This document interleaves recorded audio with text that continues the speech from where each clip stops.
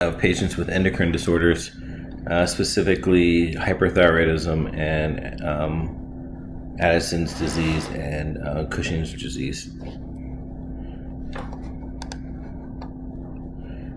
Here's a list of the objectives for our lecture.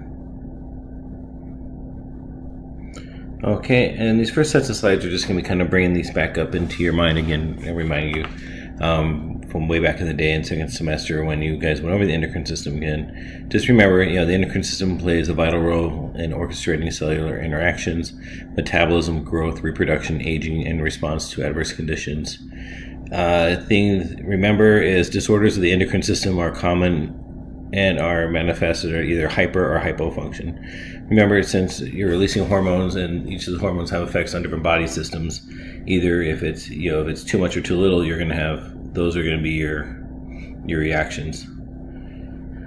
The endocrine system, affects everything from your reproductive and central nervous systems, development of the fetus, through responding to emergency demands, maintaining homeostasis, your stability, balance, equilibrium within the cell and the body, and just your overall metabolism. Here's a list of your major hormone secreting glands. We just talked about the pancreas with our DKA lecture, or depending on what order you listen to the glands, these are the ones you listen to. Here's a quick little fun picture of all the different glands. Primarily, you're going to be focusing on the thyroid gland and the adrenal gland. These are the ones we're focusing on right now, but just so you have a big old list of all the other fun ones. The pituitary gland hypothesis, anterior produces follicle-stimulating hormone, luteinizing hormone, prolactin, ACTH, thyroid-stimulating hormone, and growth hormone. If you're hyper, you're going to be having Cushing's syndrome, gigantism, and acromegaly, and hypodwarfism. And then posterior, you got your antidiuretic hormones, vasopressin, oxytocin. If it's hyper, you're going to have SIADH and hypodiabetes insipidus. Just kind of the 6 pituitary hormones. The ones we're looking at is going to be your thyroid stimulating hormone and your ACTH, your adrenocorticocorticoid hormone, which just stimulates the adrenal cortex to secrete corticosteroids.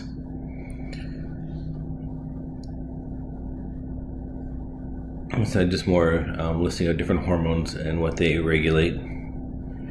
Oversecretion of the anterior pituitary gland is most commonly involves ACTH or growth hormone. It results in Cushing's syndrome, which we'll be discussing later.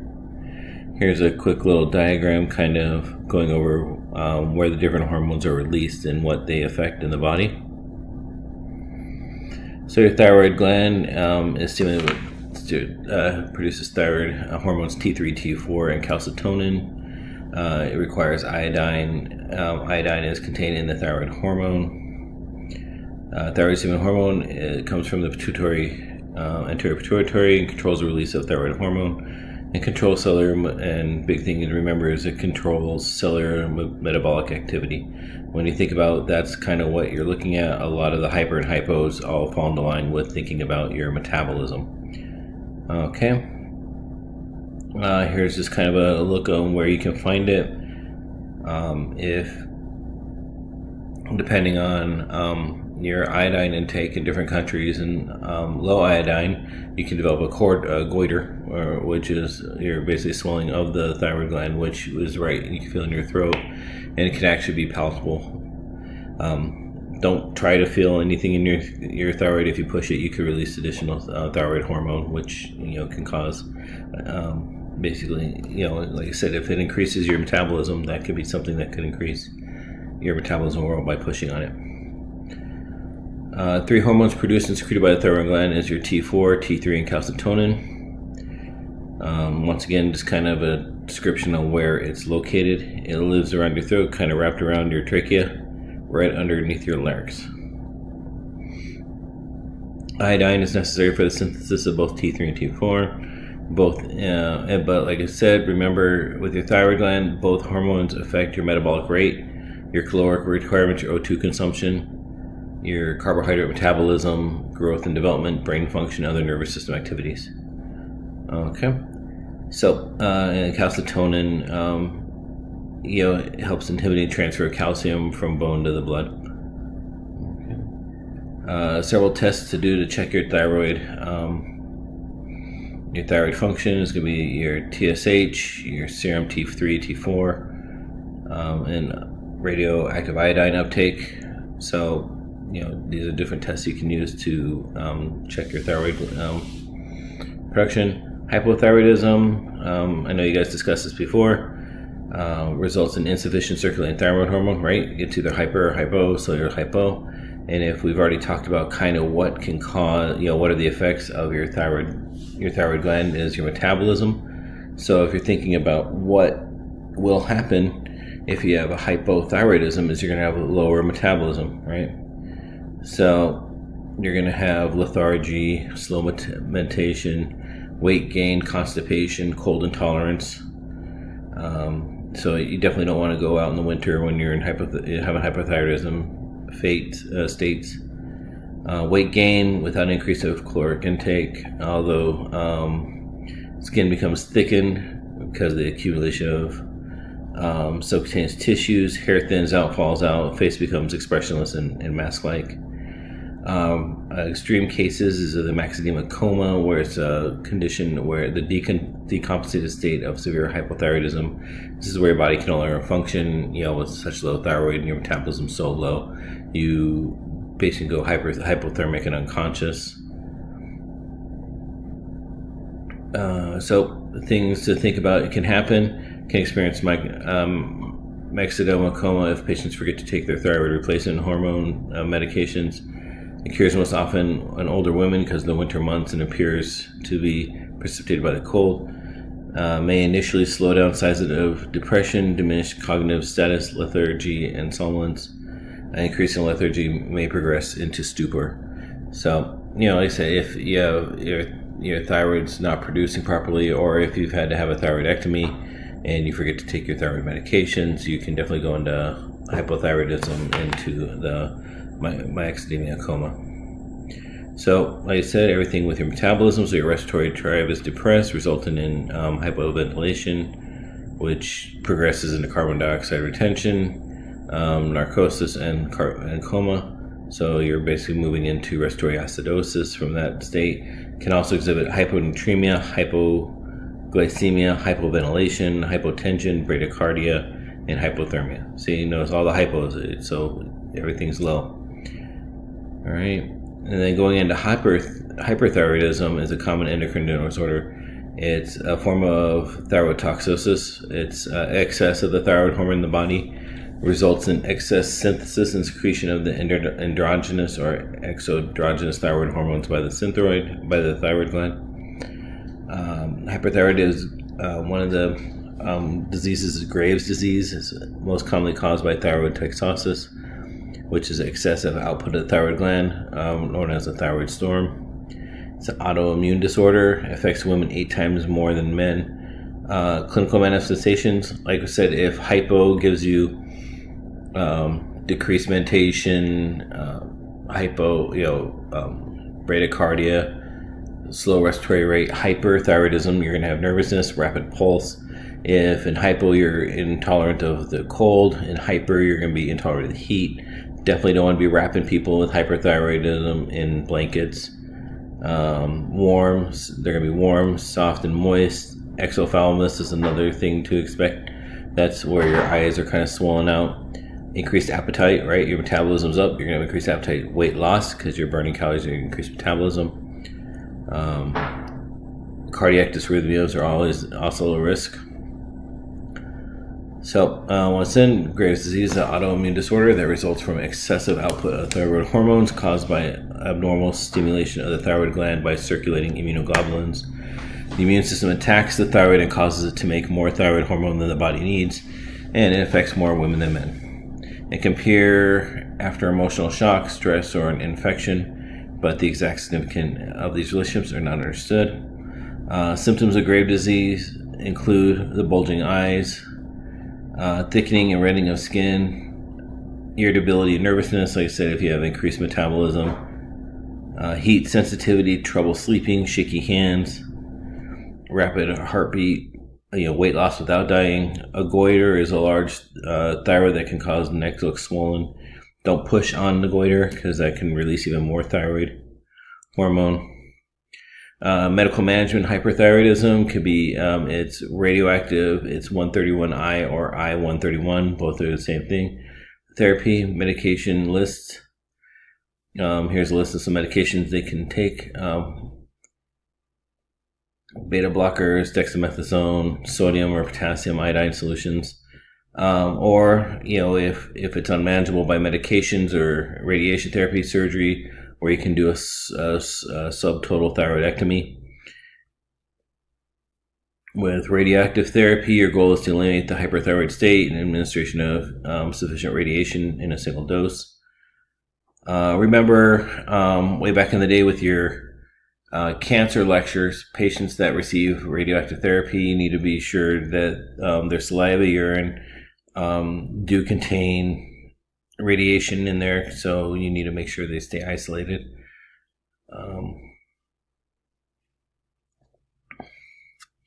You're going to be looking for signs of thyroid storms. That's a severe life-threatening hyperthyroidism precipitated by stress, characterized by high fever, extreme tachycardia, altered mental state. So if your thyroid gland is your hormones, you do run the risk of increased thyroid hormones to the point of where you do have severe hyperthyroid, severe tachycardia and severe, altered mental state. You'll be using beta blockers to control these symptoms. Possible, like I said, is a thyroidectomy, which you have a choice, which is a treatment choice for thyroid cancer. If you think about it, if you do have thyroid cancer, there'd be a tumor growing on your thyroid, causing, compression of the thyroid gland, causing additional release of thyroid that way as well. Modified radical neck dissection is possible. Radioactive iodine to minimize metastasis. So preoperative goals: reduction of stress and anxiety to avoid thyroid storm. And preoperative education, so you're going to be working with patients on dietary guidance to meet the patient's metabolic needs. Avoidance of caffeinated beverages, right? So if you already have a high metabolism, you don't want to be downing coffee. That'd be sad. Or other stimulants. So just going over tests and procedures, and then making sure they're having surgery on their neck, so supporting their head and neck. It would be important to do, and think about what would you be worried about after a patient with a thyroidectomy. All right, and then we're going to go into the adrenal glands. The adrenal medulla functions as part of the autonomic nervous system. It produces catecholamines, epinephrine, and norepi. The adrenal cortex produces glucocorticoids, mineral cortisoids, and androgens. They're located on the upper portion of each kidney. Each gland consists of two parts, your medulla and your cortex, and each part has distinct functions and act independently. So although they sit on top of the kidneys, they are not attached directly to the kidneys. When they hang out right perched to the top of kidneys like little triangular hats. I saw somewhere they referred to them as Smurf hats, and I thought that was kind of cool. So that's the way I picture them. So the adrenal medulla is the inner core. That's going to produce your catecholamines, epinephrine, norepinephrine, and dopamine. These are neurotransmitters when they're secreted by neurons, but they're hormones when secreted by the adrenal medulla. So their hormones, it all depends on where they come from is what they are. But they basically do have a lot of the same functions, and they are an essential part of the SNS's fight or flight response. The adrenal cortex is the outer portion, secretes steroid hormones, glucosteroids, cortisol, anti-inflammatory, minerals, steroids, aldosterone, influences fluid and electrolyte balances, salt balance, and adrenal androgens. So going into diseases, so remember all of these hormones, you have either a deficiency or either got a hyper or hypo state. So in the hypo state, you got Addison's disease. It's adrenal suppression by exogenous steroid use.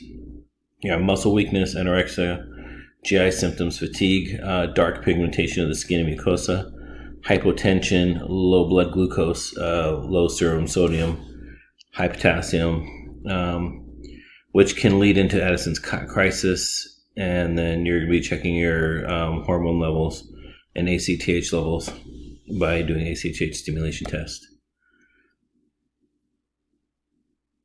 So Addison's disease is the primary adrenal insufficiency occurs when the adrenal glands are damaged and cannot produce sufficient amounts of cortical hormones. So other things that can cause actually adrenal insufficiencies as well is when you're on high doses of steroids, your body regulates, right? It's always trying to maintain balance. So if you're taking oral steroids, your adrenal glands are going to decrease the amount they produce on their own. So if you abruptly stop taking steroids, your body has stopped making them for a while, so it takes a while for it to catch up again. So that can cause adrenal cortical insufficiencies as well. So it's important to remember to make sure you taper off any steroids you have, so your body has a chance to recover, so you have an easy transition out. While you do have insufficiencies, you're going to note any illnesses or stressors that may precipitate problems, fluid and electrolyte status, vital signs, and orthostatic blood pressures. Monitor for signs and symptoms of Addison's crisis. With a disease progression, Addison's crisis is going to be your hypertension, cyanosis, fever, nausea, vomiting, and signs of shock develops. The patient may have pallor, complain of headache, abdominal pain, and diarrhea. Even a little slight overexertion, exposure to cold, acute infection, decrease in salt intake may lead to circulatory collapse and shock. So stress of surgery or dehydration resulting from preparation for a diagnostic test or surgery may precipitate an Addison or hypotensive crisis. So that's another thing. Your body, this is your steroid supply. So this is another thing that helps you with your fight or flight. It helps you with your regulation as well. So having decreased supply of this you're gonna have your inability to handle any exertion, any extremes of cold and those things. Where Cushing syndrome is the reverse of it, where you're gonna have excessive adrenocortical activity or corticosteroid medications. Can result in hyperglycemia. Essential type of obesity with a buffalo hump, heavy trunk, thin extremities, fragile thin skin, ecchymosis, striae, weakness, sleep disturbances, osteoporosis, muscle wasting, hypertension. Telltale sign is with Cushing is your moon face, acne, infection, slow healing. So dexamethasone support test is the suppression test is the test you'll be doing to test for that. So it is a hormone disorder caused by long-term exposure to too much cortisol. So patients on long-term steroids for either can't think of a specific disease right now that requires long-term therapy, but any inflammatory disease like Kawasaki's or those things where they have to take long-term steroids are going to lead to can run the risk of leading to Cushing's. Some tumors can produce hormone that causes the body to make too much cortisol as well. So if you have a tumor on your adrenal gland, that could cause additional production of the steroids and can lead this path as well. It's a quick picture, just kind of a diagram of what Cushing syndrome's like signs, what the manifestations can be. Treatment goals may include decreased risk of injury, decreased risk of infection, increase the ability to carry out self-activities, improved improved skin integrity, improved body image. If Cushing syndrome is a result of the administration of corticosteroids, an attempt to reduce or taper the medication, so basically if you're going into Cushing's because you're taking too much medication, the goal is maybe to see if we can start slowly tapering it down to a spot where they're still having a positive effect but not causing the adverse side effects. teaching the family education, signs, symptoms to look for. And that's about all that. If you have any questions, here is my email and my office hours links. You guys are welcome to reach out anytime.